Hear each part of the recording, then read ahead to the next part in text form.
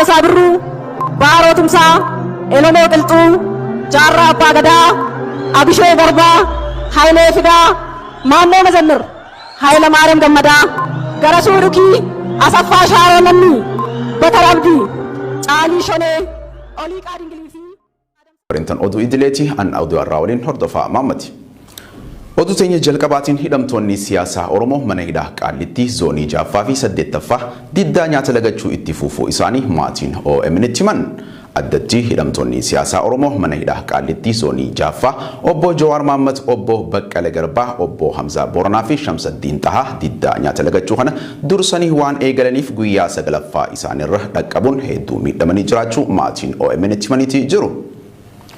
Hidhamtoota Qaallitti zoonii 8ffaa kan ta'an obbo Dajanee Xaafaa dabalatee gurmuun eegdota obbo Jawaar Mohaammed akkasumas gaazexeessaa Mallas Dirribsaa dabalachuun hidhamtoonni siyaasaa kan biroo zoonicha keessatti hidhamanii jiran guyyaa 5ffaaf nyaata lagachaa jiraachuu isaanii maddi keenya garasii OMN itti hime.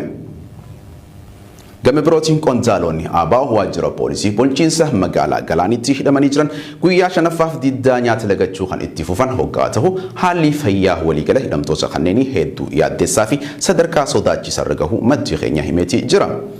Hidhamtoonni siyaasaa Oromoo mana hidhaa Qaallitti jiran guyyaa kaleessaa dhaddacha irratti sababa diddaa nyaata lagachuu gaggeessaa jiraniif beelaa fi dadhabbiidhaaf jecha sagalee waaqii fi amantii kennachuun himata isaan irratti dhiyaate faccisuu akka hin dandeenye xalayaadhaan mana murtiitiif dhiyeessuun isaanii ni yaadatama. Handhuura fincila diddaa gabrummaa fi xumura gabrummaa kan taate magaalaa Amboo keessatti ganama irraa barattoonni mana barumsaa sadarkaa lammaffaa fi qophaa'ina Amboo hiriira mormii sirna bulchiinsa bilisiginnaa irratti bahuun sagalee isaanii dhageessisaati oolan. Hammeenyi sirna biyya bulchaa jiru daangaa dabruun obsa fixachiisee barattoota mana barumsa sadarkaa lammaffaa fi qophaa'ina Amboo hiriiraaf daandiitti baasee hoggaa ta'u humni addaa poolisii Oromiyaa fi poolisiin idilee reebichaa fi hidhaa barattoota kana irratti raawwachuu isaanii OMN odeeffateeti jira. Siraaj Sabaa garasitti bilbiluun waan qindeeffate qaba. Hammeenyi sirna biyya bulchaa jiru daangaa darbuun obsa fixachiisee barattoota mana barumsa sadarkaa lammaffaa fi qophaa'ina Amboo hiriiraaf daandiitti kan baase yommuu ta'u humni addaa poolisii Oromiyaa fi poolisii idilee reebichaa fi hidhaa barattoota kana irratti raawwatu isaa OMN odeeffateeti jira. Handhuura fincila diddaa gabrummaa fi xumura gabrummaa kan taate magaalaa Amboo keessatti barattoonni mana barumsa sadarkaa lammaffaa fi qophaa'ina Amboo uffata dambii mana barumsichaa uffatanii magaalaa keessa socho'uun sagalee dhaadannoo dhageessaa kan turan yoo ta'u dhaadannooleen gurguddoon barattoota kanaan dhageessifamaa turan keessaa Haqa Haacaaluu Hundeessaa barbaannaa hidhamtoonni siyaasaa Oromoo haa hiikamanii mootummaan Haacaaluu ajjeesee Jawaarin hidhee nu bulchuu hin danda'u kan jedhu ta'uu isaas dhagahameeti jira. Kana malees biyya tana keessatti mootummaan filannoo dimokiraataa fi haqa qabeessa geggeessuuf hidhamtoota siyaasaa Oromoo hunda hidhaa irraa hiikuu qaba jechuun sagalee isaanii dhageessisaatii turan. Hiriira kana barattootaan alatti jiraattota keessaa namoonni gariin itti makamanii akka jiranis OMN garasitti bilbiluun odeeffateeti jira. Barattoota cunqursaa saba isaanii irratti adeemsifamaa jiru kana dadhabanii sagalee isaanii karaa nagaatiin dhageessisuu baan humni addaa poolisii Oromiyaa fi poolisii idilee magaalaa Amboo dhufanii bittinneessuun reebicha irratti raawwataniiti jiru. Humni tikaa mootummaa magaalaa Amboo keessa deemuun barattoota uffata dambii mana barumsaa uffatan hunda hidhaa fi reebaa akka jiru jiraataan kun itti dabaluun OMN itti himee jira. Hanga ammaatti barattoonni 40 ol humna addaa poolisii Oromiyaatiin hidhamanii kan jiran yommuu ta'u kanneen biroos magaalaa keessa deemuun qabaa akka jiran jiraataan kun itti dabaluun OMN itti himeeti jira. Nama yeroo baay'ee ture hiriira ba'anii turan sana barattoonni mana barumsa qophaa'inaa fi bakka garaagaraa walitti dabalamanii ture yuunifoormii fi dabalullee isaanii qofa qabatanii kan isaan sagalee isaanii dhageessifachaa turanii qabeenya namaan balleessine waan arrabsoon biraallee hin jiru dhugaan Haacaaluu nuuf haa mul'atu hidhamtoonni siyaasaa keenya hooggantoonni keenya manadhaa keessaa nuuf haa ba'anii mootummaan Haacaaluu ajjeesee Jawaarin hidhee nu bulchuu hin jiru biyya kanarratti mootummaan dimokiraatawaa fi dhugaa ta'e filannoon haqa qabeessi hooggantoonni hidhamtoota keenya ba'anii akka gaggeeffamuuf aldiree tokko hidhamtoonni keenya nuuf ba'anii dhugaan Haacaaluu akka mul'atu waan jedhudha. Erga hiriirri geggeeffame as guyyaa guutuu humni addaa poolisii Oromiyaa fi poolisii idileem sodaa uummanni hiriira kaasa jedhuun magaalattii to'atanii jiru jechuun maddi keenya kun itti dabaluun nuuf mirkaneesseetee jira. Torbee kana keessa cunqursaa sirna bilisiginnaatiin uummata Oromoo irratti raawwatamaa jiru hifatuun kutaalee Oromiyaa garaagaraatti barattoonni manneen barnoota sadarkaa tokkoffaa fi lammaffaa hiriira mormii geggeessaatii jiru.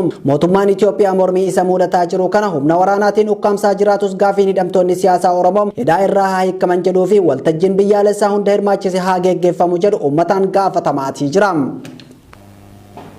Arsii lixaa aanaanan sabootti manni murtii murna bilisignaatiin hoogganamu ragaa tokko maletti isin deeggartoota ABO'tii fi KFO'tii jechuun dargaggoota hedduu irratti murtii hidhaa dabarsaa jiraachuun gabaafame.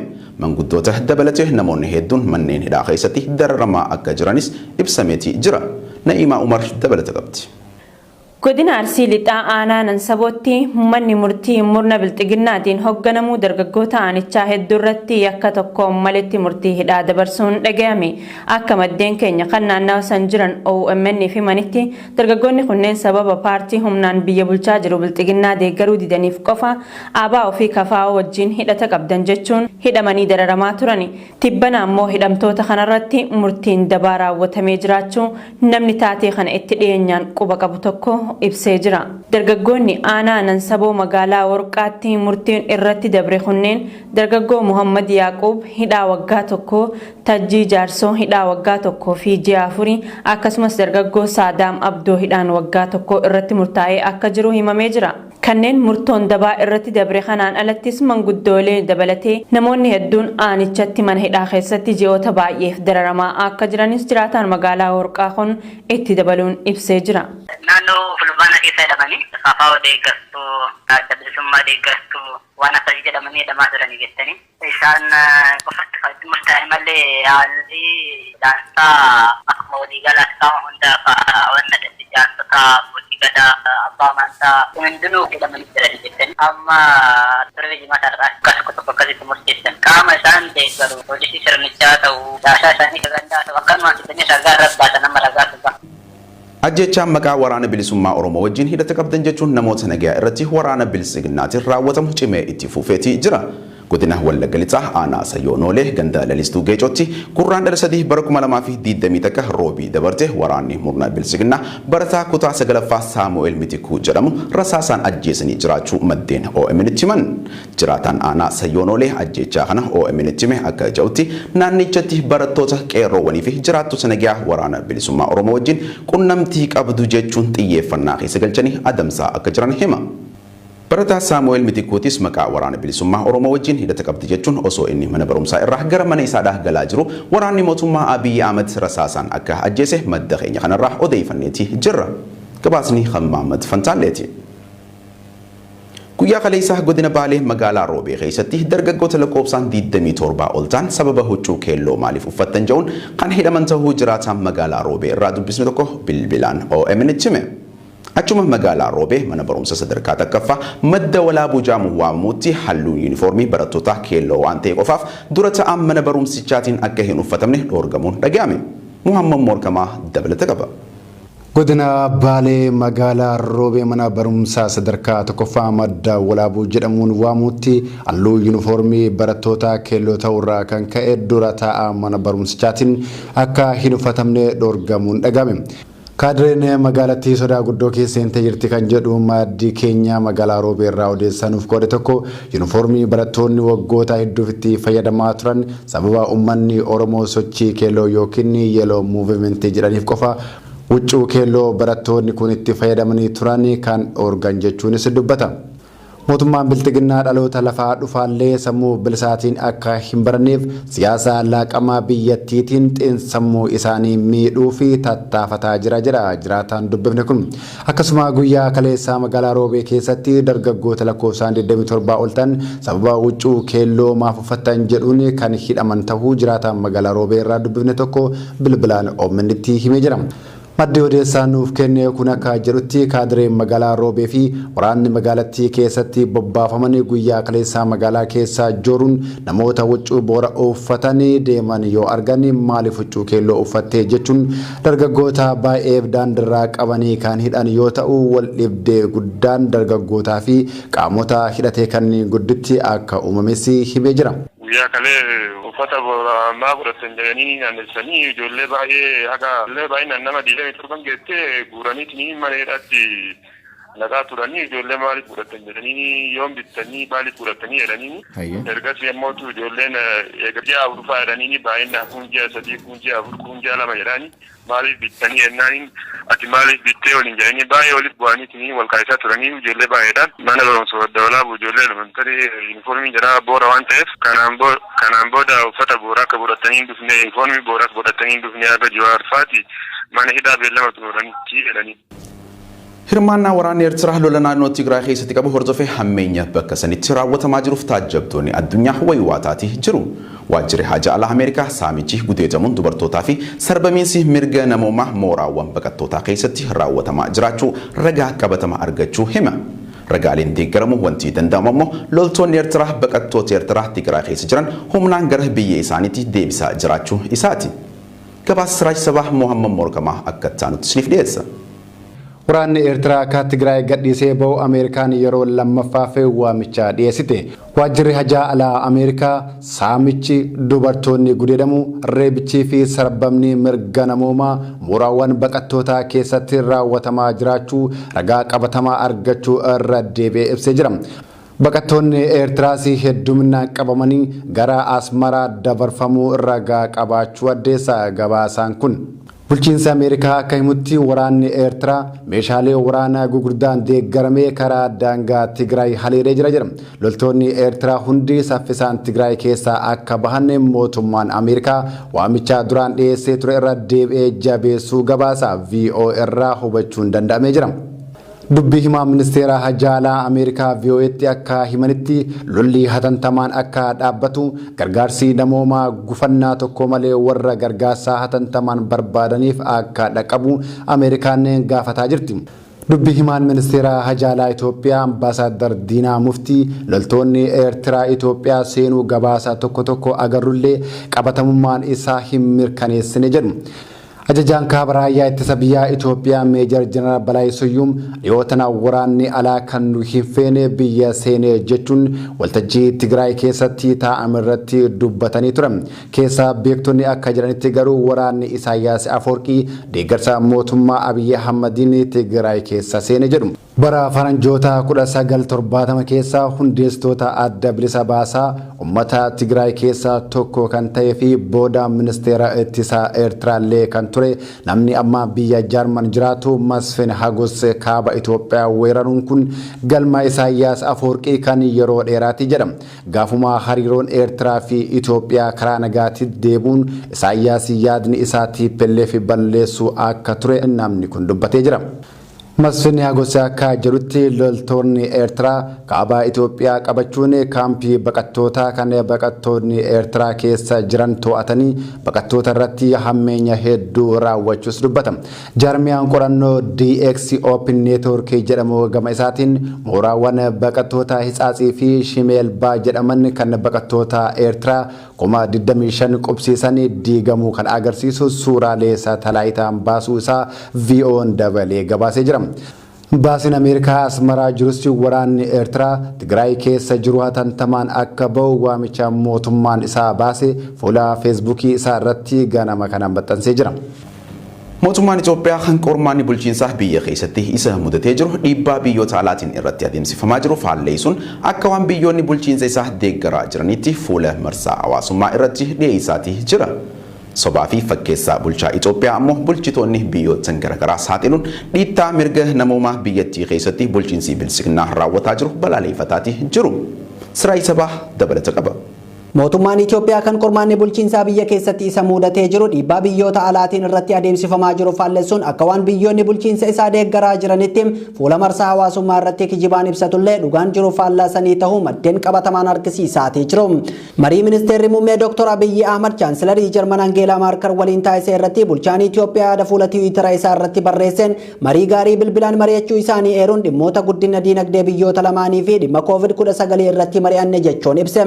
Battalumatti Ameerikaatti Aangeelaa Maarkar ammoo waraana Tigraay furmaanni argamuu qaba jechuun yoo gaafatu dhaabbilee gargaarsa namoomaatiif haalli mijachuu qaba jechuun yaada waliin mari'atan ibsuun fuula Tiwiitara isii irratti barreessuun kijiba Abiyyi Ahmed saaxilteetii jirti. Haaluma wal fakkaatuun ministeerri muummee Itoophiyaa marii pirezidaantii Faransii Imaanu'eel Maakroon waliin kan adeemsee fi akka waan Faransii bulchiinsa isaa deeggartuutti dhiyeesse. Imaanu'eel Maakroon garuu dhiyeessii namoomaa dhaabbileen garaagaraa dhiyeessanii mootummaan Itoophiyaa haala akka mijjeessu gaafate. Ministeerri haajaa alaa Ameerikaa haarofti Antoonii Blinken ministeera muummee Itoophiyaa Abiyyi Ahmed waliin marii godhaniin gaagama gargaarsa namoomaa Itoophiyaa keessatti raawwatamaa jiruun Ameerikaan akka malee yaadda'u muummee ministeera Itoophiyaa Abiyyi Ahmed itti dubbachuun karaa fuula Tiwiitara isaaniitiin himaniitii jiru. Kanaafis gargaarsi namoomaa hatantamaan lammiileef akka mijachuu qabuu fi ammarraa kaasee lubbuun lammiilee du'aatii irraa akka baraaramuu qabu jabeessanii gaafataniitii jiru. Yaadne jirra oduu waliin hangamachis magarsaati. Hidhamtoonni siyaasaa Oromoo guyyoota salgaffaaf lagannaa nyaataatti fufanii jiru. Guyyaa har'aa yaaleen maanguddoonni akka nyaata kadhachuuf taasisanis hin milkoofne. Badri Yuusuf dabalata qaba. Hidhamtoonni Oromoo afur obbo Baqqalaa Garbaa, obbo Johar Muhammad, obbo Hamzaa Booranaa fi Shamsaddiin Tahaa guyyoota sagaliif lagannaa nyaataa itti fufanii jiru. Hidhamtoonni guyyoota sagaliif agabuu jiran kanneen mirgoonni sarbamanii fi shirri siyaasaa hojjetamaa jiru akka irraa dhaabbatuuf nyaata lagatuun ifa dabuu itti fufanii jiru. Erga Majjii 27 bara 2021 irraa kaasee hidhamtoonni oolmaa dhaddachaa erga turanii mana hidhatti deebi'aniiti kan nyaata isaanii lagatan. Yeroo amma baay'ee laafatuu isaanii kan himan namoonni qaaman dhaqanii dubbisan ammas taanan gaaffiileen dhiheessine furmaata hanga argatutti itti fufna ejjennoo jirutti cichuu isaanii himu. Nuti badii hojjannee hin qabnu siyaasaaf jecha shiraan hidhamne komii jiru qabu hidhamtoonni Oromoo galmee obbo Johar Muhammad jalatti himataman. Yeroo filannoon dhufaa jiru kanatti dhimma keenya lafarraa harkisuun adeemsa filannoo keessaa nu baasuuf shira hojjetamaa jiru jechuunis komii jabaa mootummaa Itoophiyaa irratti dhiheessaa jiru. Garuu qaamonni mootummaa fi manni murtii dhimma hidhamtoota Oromoo falmisiisaa dhufe kanarratti murtii ifaa fudhataa jiran hin qaban.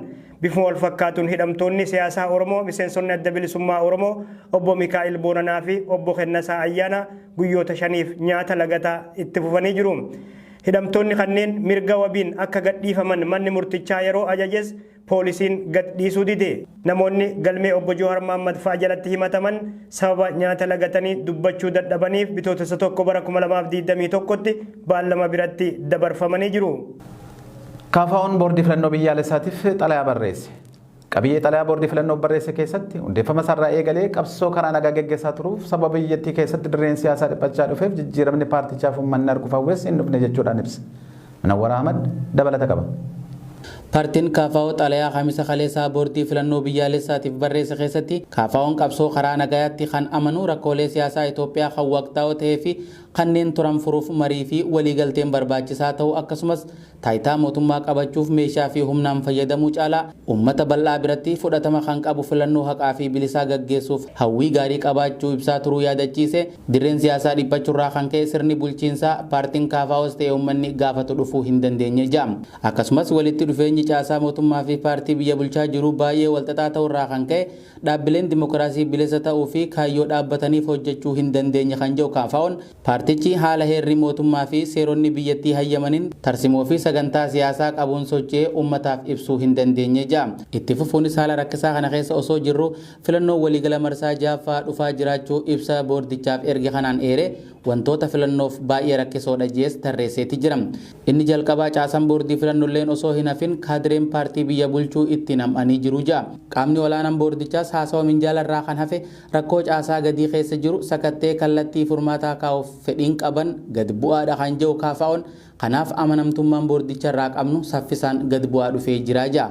Itti fufuunis filannoo dhufuu ilaalchisee carraa hojii lammiileen argatan deeggarullee itti gaafatamummaa biyyaalessaa akka filannoo baadhachuu namoonni danda'an kan ittiin dorgoman muuxannoo hojii olaanaatiin lammiileen hir'ina qaban waan ramadamaniif amanamummaa isaatirratti shakkii olaanaa qabnaa jedhe Kaafaa'oon. Itti dabaluun labsiilee hidhamaa ta'an lakkoofsa 1662 muraa 2011 keeyyata 229 fi 33 baan osoo hin fooyya'in gara filannootti seenuun filannoon gartummaarraa bilisa ta'ee adeemsifamuu danda'uusaa akka shakkinuuf nu dirqisiisee jira jedha. Qabxii 4ffaa irratti waajjiraaleen keenya godinaalee aanaalee Oromiyaa hedduu keessatti argaman bakka caccabsamanii saamamanii fi humnaan cufamanitti kaadhimamtootaa fi taajjabdoota keenya walitti qabuun danda'amuusaa tilmaamuun nu rakkisee jira jechuun yaaddoo qabus xalayicha irratti ibsee jira. Akkasumas miseensonni KFO koree hojii raawwachiiftuu olaanaa kaasee hanga caasaa keenya sadarkaa garaagaraa irra jiranitti hojii nuuf mijeessuu dorgomtootaa fi taajjabdoota filachuu danda'an bakka hidhamanii gariin sossodaachisa sana irratti raawwatamaa jiru irraa ka'uun naannoo jiran irraa baqatanii jiranitti keessumattuu miseensota keenya hidhamanii jiran dhiibbaa isaanii fi maatirra ga'aa jiru irraa kan ka'e nageenyi fi jireenyi isaanii haala rakkisaa keessatti kufee osoo jiru KFO'n filannoo bilisaan hirmaachuu danda'a jee qaamni sababa gahaadhaan nutti murteessu jira jennee hin amannu jee.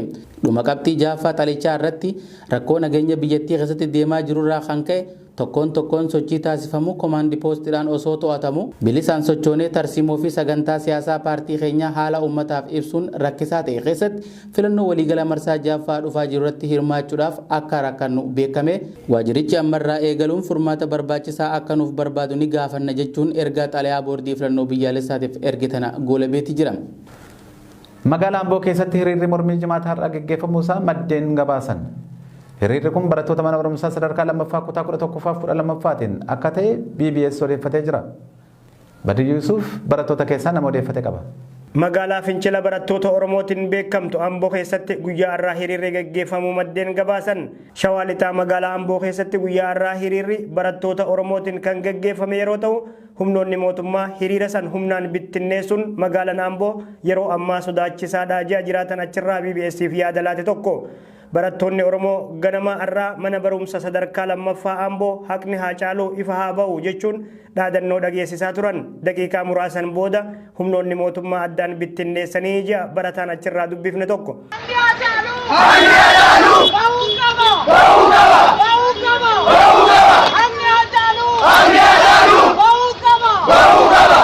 Hiriirri kunis barattoota kutaa 11ffaaf 12ffaatiin akka gaggeeffame barataan kun nutti himee jira. Haqni haa caaluu haa nuuf ba'u, hidhamtoonni siyaasaa haa hiikaman, akkasuma qaamni haa caaluu galaafatee beekamee seeraaf haa dhiyaatuun dhaadannoo dhageessisan keessatti argama. Humnoonni mootummaa addatti humni addaa poolisii Oromiyaa barattoota dhaadannoo dhageessisaa turan humnaan bittinneessanii jira. Humnoonni mootummaa barattoota karaa nagayaatiin sagalee dhageessisaa turan san uleen reebuun namoota baay'eerraan miidhaa dhaqqabsiisanii jira. Namoonni hedduunis harki isaanii akka caccabe hima. Erga hiriirri gaggeeffamaa ture bittinneeffameen boodas gandeen keessa naannawanii barattoota humnaan qabanii hidhatti guuraa akka jiran dubbata. Mormii gaggeeffame kanaan namoonni ajjeefaman jiraatuu baatus namoonni baay'een hidhamuudha kan dubbatu namni maqaan isaa akka ibsamu feene BBS'if yaada laate. Erga hiriirri gaggeeffame haalli magaalaa Amboo sodaachisaa ta'uu kan ibsu namni kun namoota badiin qabne irratti tarkaanfiin fudhatamaa jira waan ta'eef ummata dararuun kun yaaddoo keenyaa jaa. Taateen kun ammoo dimokiraasiin akka hin jirre ummanni sagalee isaa akka hin dhageessifneef ukkaamsaadhaas jaa. Hiriirri kan gaggeeffame barattoota kutaa 11ffaaf 12ffaa Ambootiin xiqqoodhuma lafa daqiiqaa muraasa yeroo isaan deeman humni waraanaa poolisii adda Oromiyaa jedhamus poolisii dirreekka magaalaa dhufanii ijoollee nageessanatti garuu dhaadannoo isaanii dhageessaa turanii dhugaan Haacaaluu nuufaa mul'atu mootummaan dhugaa Haacaaluu ajjeesee dhugaa isaa awwaalee inni bulchu hin jiraatu. Guyyaa kaleessattis baha Oromiyaa magaalaa Dirree Dhawaa keessatti ganda Garaadaa jedhamutti barattoonni hiriira mormii gaggeessuu isaanii maddeen gabaasanii jiru. Hiriira san irrattis hidhamtoonni siyaasaa Oromoo mana hidhaa Qaallittiif kanneen biraa keessatti gidiraa argaa jiran haal duree tokko malee akka hiikaman dhaadannoon jedhu dhageessifamaa ture. Tarkaanfileen mootummaan namoota ajjeesuu fi seeran ala nama hidhee kan hidhee murtii haqaa dhoorgachuu kun ammoo guutummaa Oromiyaa keessatti mormii kaasa sodaa jedhu uumaa jira. Erga artisti Haacaaluu Hundeessaa waxabajjii 29 bara 2020 magaalaa Finfinnee galaanitti namoota eenyummaan isaa ammatti ifan baafaminiin ajjeefame Oromiyaa keessatti haalli jiru yaaddessaa dhufe. Ajjeechaa saniin wal qabatee mufii uummataa dhalatee ture ukkaamsuuf humnoonni mootummaa dabalataan namoota 160 caalan lubbuu galaafatee jedhamee jira. Yeroo dhiittan mirga namoomaa hamaan biyyattii keessatti itti fufee jiruu fi hidhamtoonni mana hidhaa keessatti murtii haqaa dhoowwamaa jiran kanatti faallaa kana ammoo mootummaaf deeggarsa hiriira ba'aa jechuun Oromiyaa magaalota garaagaraa keessatti uummata dirqiin hiriira baasuu itti fufee jira mootummaan Itoophiyaa. Magaalaa Buraayyuu ganda Gafarsaa Noonnoo jedhamutti dabballoonni magaalattii sakatta'iinsa fakkeessuun daandii cufuun namoota dararaa jiraachuun jiraattonni himan. Sakatta'iinsi magaalattiitti gaggeeffamaa jiru kun erga jalqabamee guyyoota 2 lakkoofsisu kan himan jiraattonni konkolaattonni Amboorraa gara magaalaa Finfinnee seenan akka malee danqamuunis himamee jira. Bal'ina oduutiif Munawwara Ahmad. Sakatta'insi magaalaa Buraayyuu ganda Gafarsaa naannootti gaggeeffamaa jiru erga hiriirri deeggarsaa muummicha ministeeraatiif jaamee yaamame qeerroon fashalaa'ee boodaa jiru jiraattonni magaalaa Buraayyuu. Dabballoonni Buraayyuu daandii konkolaataa Amboo fi Finfinnee wal qunnamsiisuu irratti sakatta'insa fakkeessuun uummata dararaa jiraachuus himeetii jira. Namni chira dubbifne guyyoota lamaan dabran kana baay'inni konkolaataa naannoo Gafarsaa naannootti walitti qabamu kan durirraa adda kan jiru jiraatan achirraa dubbifne tokko dabballootaa fi poolisii Oromiyaatiin daandiin cufamee sakatta'aa jiranii uummata hiraarsaa jiraachuus himeetii jira. Akka jiraatan Buraayyuu kun ja'utti dararaan namoota gara Finfinnee deeman Buraayyuutti rakkisuu kun erga guyyaa dheengaddaa hiriirri deeggarsaaf uummata dirqamaan manarra deemanii baasuun yaalame akka isaan barbaadan dhabameetii kaasee duula daandii magaalaa Buraayyuu cufuu jalqabanii jiru. Konkolaataa tokko sakatta'uuf yeroo dheeraa kan fudhatan yeroo ta'u namoonni konkolaataan imalan nufurraa kan ka'e konkolaatarraa bu'anii yeroo miilan deeman mul'achaatii turan. Namoota miila isaaniitiin iddoo sakatta'insaa qaxxaamuranis dhoorkuun rakkisaa jiraachuu namni suus sagalee nuuf erga kun himeetii jira. Dabballoonni yeroo ammaa daandii Buraayyuu cufan kunneen warreen dhiyeenya kana mana namarra deemanii uummataan hiriira ba'aa jechuun doorsaa turanii jiru. Dhumarratti jiraatan Buraayyuu kun dhaamsa isaatiin mootummaan kun burjaajii keessa galee waan hojjetuuf waan dhiisu waan wallaaleef hooggantoonni qabsoo Oromoo mana hidhaa keessatti nyaata guyyaa 9ffaaf lagarra osoo jiranii mootummaan kun burjaajii keessa galee waan hojjetuuf dhiisu wallaalee jira.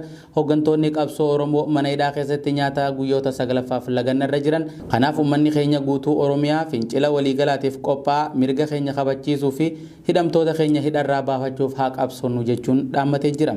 Magaalaa Buraayyuu ganda Gafarsaa naannoo jedhamu keessatti mootummaan nafxanyaa kaabinoota fi basaastota isaa faana akkuma kanarraa beekamu hiriira deeggarsa mootummaa jedhanii kaabinoonni mannarra deemanii uummata reebuudhaan humnaan baasuu yaalanii haa ta'u malee harkaa fashalaa'ee uummanni Oromoo fi qeerroon Oromoo achi as deebi'anii karaa magaalaa Finfinnee seessisu karaa guddaatu jira. Hamborraa kan dhufu hoolota eessarraa kan dhufu isa karaa tokkicha Finfinnee seessisa karaa guddaadha. Isa cufuudhaan sa'aatii 24 halkanis fattashu guyyaan sakatta'u uummanni garatti warraa qudhabee konkolaataa dhiisee miila isaatiin kan fiigaa jiru uummata lafa deemu sanarree nama tokko osoo hin dabarsine sakatta'aatiidha kan jiran sa'aatii kanatti socho'uu hin dandeenye sa'aatii kanatti akka magaalaa Buraayyuutti. Kanaaf uummanni Oromoo sa'aatii kanatti bakka jiru ka'ee tokkummaadhaan fincilee hayyoota keenya hidhaadhaa baafachuu qabna. Qeerroon Oromoo akkuma dura waliin jirrutti wal abdachuu qabna. Tokkummaa keenya jabeessinee tokkummaadhaan. Sudaan keessatti baqattoonni Itoophiyaa fi biyyoota garaagaraa rakkoo hamaa keessa jiraachuu himatu.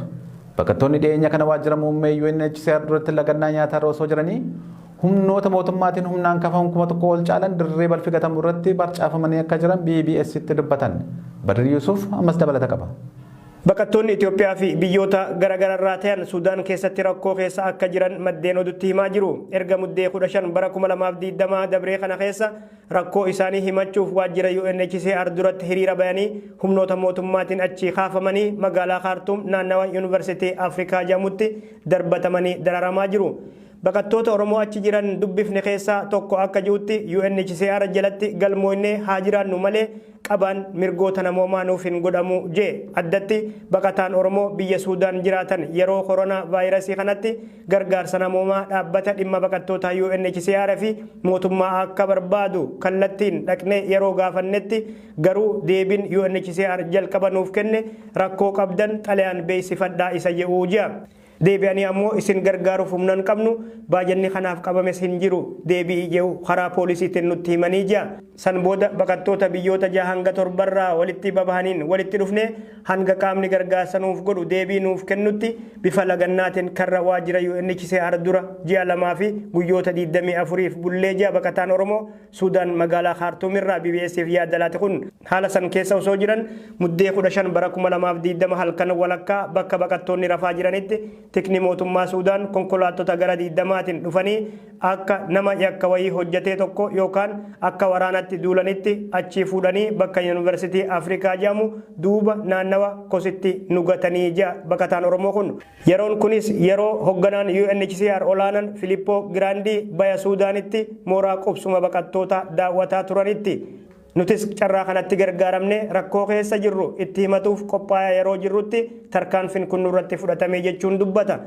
Bakka amma jiran kanatti ammoo gargaarsa qaama mootummaaf miti mootummaatiin ala namoonni waan duraan qaban gurguratanii jiraataa jiru jea. Baqattoonni amma naannawa Yuunivarsiitii Afrikaa magaalaa Kaartuumitti argamu cinaa buufatan kanneen gara 1,000 ol akka ta'anillee hima. Baqattoota Itoophiyaa irraa ta'an guutuu daataa walitti qabadhee harkaan qabu kan jiru baqataan Oromoo kun maatii 20 fi walumaa galatti namoota 90 kan dhalootan Oromoo ta'an nin beekaa jee.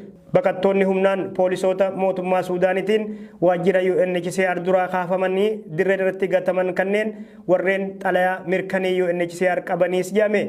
Lammiileen Itoophiyaa Suudaan keessa jiraatan dhiibbaalee fi doorsifni humnoota mootummaan irra gahaa jiru hammaataa dhufuu himatu. Lammiileen Itoophiyaa 100,000 ol ta'an Suudaan keessa seeranis ta'e seeran ala ni jiraatu. Dhiheenyuma kana lammiileen 55,000 caalan Tigraay irraa daangaa qaxxaamuranii Suudaanitti baqatuu isaanii maddeen irra deddeebiin gabaasaa jiru.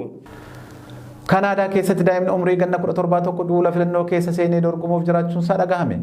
Haaruun Jibriil Alii lammii Kanaadaa hidda dhalataa Somaaliyaa yeroo ta'u kutaa Albertaa Edmonton bakka bu'ee dorgomuuf sochii bal'aa irra akka jiru BBC'tti hime.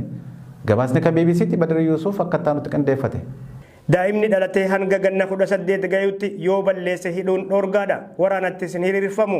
Doorsisnis irratti hin geggeeffamu. Mirgi isaa kan namoota kaanii caalaa akkaan eegama. Mirgi daa'immanii biyyoota Afrikaa keessatti afaan qofaan yoo ta'e malee qabatamaan hojiirra ooluun rakkisaadha. Aadaan hin jijjiiramne kun ammas kan itti fufee mul'atu. Gama biraatiin biyya taliguuf ganna 40 ol yoo ta'e malee sanii gaditti teessuma ol aanaa tokkorra taa'uun Afrikaa keessatti waan hin yaadamne. Kan carraa aangoo qabate ammoo ganna 20 hanga 40 ni bulcha. Isaanis warreen umriin ganna 60 hanga 80 jidduuti. Oduun biyya Kanadaarraa dhufte garuu daa'imni ganna 17 filannoo naannoo isaatiif dorgomaa jiraatudha. Haaruun Jibriil lammii Kanadaati garuu hidda dhalata Soomaaliyaa nama qabu. Kanadaa kutaa Albertaa magaalaa Edmonton jiraata. Filannoo ji'a onkoloolessaa dhufaa jiru kanarratti hirmaatuuf aanaa isaa bakka bu'ee dorgommiif qophii xumuratu isaa maddeen oduutti himaa jira. Akka seera filannoo Kanadaatti namni tokko umrii ganna 18 gahuu qaba. Akka carraa ta'ee Haaruun ammaaf umriin isaa ganna 17 ji'a fulbaanaa dhufaa jiru kana keessa garuu umriin isaa ganna 18 ni gaha. Kun jechuun filannoo Kanadaa keessatti gaggeeffamu irratti hirmaatuuf mirga guutuu qaba. Kanaaf kutaa Albertaa bakka bu'ee dorgomuuf qophii godhaa jira. Magaalaan Edmonton ganna 116 bakka bu'oota isaa filataa turte. Garuu seenaa isii keessatti nama gurraachaan bulteen beektu. Kanaaf Haaruun Jibriil Alii nama gurraacha yeroo duraaf Albertaaf dorgomuu fi nama umriin gaxaanatii jedhamee jira. Haaruun barumsa saayinsii siyaasaa Yuunivarsiitii Viktooriyaatti baratee jira. BBC Afaan Somaalee waliin turtii godhe keessatti ammoo filannoo kana yoonan mo'adhe dursa maqaa badaa kutaan Albertaa qabattee jirtu nan jijjiiraa jee namni siyaasaa umrii xiqqaa ta'e kun. Rakkoolee dargaggoota Somaaliif kanneen biraa Kanadaa keessatti mudataa jiru kan akka walajjeesuu fi hojii dhabdummaa irratti hojiileen hojjedhu cimaa ta'uuf jiraata jechuun dubbataa jira. Hojiilee fi walitti dhufeenya dargaggoota adda durummaan cimsuun imaammata koo isa duraatis jee dabaluunis dargaggoonni siyaasaa keessaa qooda akka fudhatan nan taasisaa jee. Sababni isaatis dargaggoonni baratuufis ta'e hojjetanii biyya isaanii jijjiiruuf yeroo dheeraa waan qabaniifi ija. Haaruun addatti yoonan mo'adhe poolisootatti kaameeraa eegumsaa qaama isaanitti hidheetiin dararaa akkan geggeessiniif hojiilee guyya guyyaa isaanii to'adha jechuun dubbate. Sasaabirruu Baaroo Tumsaa Elonoo Qilxuu Jaarraa Abbaa Gadaa Abishoo Garbaa Hayilee Fidaa Maannoo Mazannir Hayila Maariyaam Gammadaa Garasuu Dhukii Asaffaa Shaaroo Namni Bakar Abdii Caalii Shonee